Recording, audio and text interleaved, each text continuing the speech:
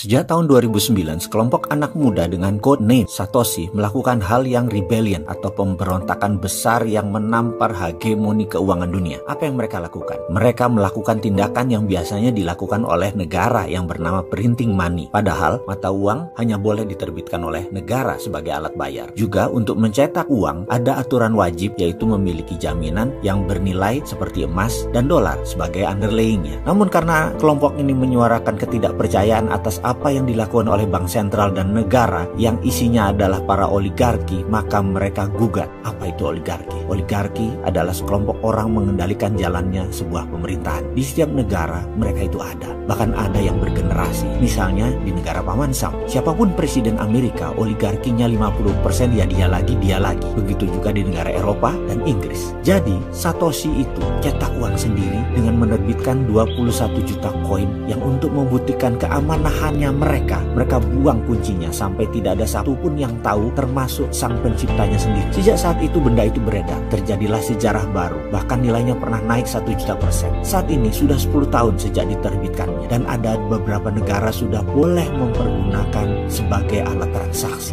seperti di negara Venezuela dan Jepang. Kedepan, ketika generasi digital murni mulai berkuasa, apa itu generasi digital murni? Yaitu generasi milenial yang lahir di atas tahun 2000, sekitar 10 tahunan lagi, maka mata uang digital akan jauh dipercaya daripada uang cetakan pemerintah. Di tahun 2018 kemarin, kembali sekelompok anak muda Jogja melakukan terobosan baru, rebel baru, yaitu menerbitkan currency juga, dan kali ini berbasis beneran, ada jaminannya, ada emasnya sebagai underlaynya. Namun, serangan dari perizinan dan hegemoni pemerintahan dunia bukan hanya dari pemerintahan Indonesia saja loh. Anak-anak ini digugat. Akhirnya hijrahlah mereka ke Malta. Mereka seakan terusir tapi tetap survive karena publik internasional merespon baik, tidak seperti respon pejabat di tanah air yang tercinta ini. Inilah cara berjuang sebuah kebenaran namun melawan hegemoni, sama seperti perjuangan melawan penjajah. Hanya kali ini penjajahnya penjajahan ekonomi yang kesannya dilindungi oleh negara, padahal semua aturan hanya melindungi orang kaya dan melindungi Amerika beserta sekutunya Eropa. Bayangkan, coba datang ke bank, kita isi formulir, pasti penanya diikat tali. Kita percayakan uang kita jutaan, bahkan miliaran, tapi pena aja mereka nggak percaya sama kita. Yowes lah, balik ke persoalan awal. Ada pertanyaan, kalau negara menerbitkan mata uang berdasarkan emas, sekarang bolehkah swasta yang menerbitkan alat bayar dan ada emasnya? Emasnya kan ada nilainya. Maka disinilah tantangan baru tercipta, peluang baru lahir, Sironium versi 2.0. Bagaimana kalau jaminan Sironium emas tadi dicetak berdasarkan aturan dinar, yaitu 1 dinar 4,44 gram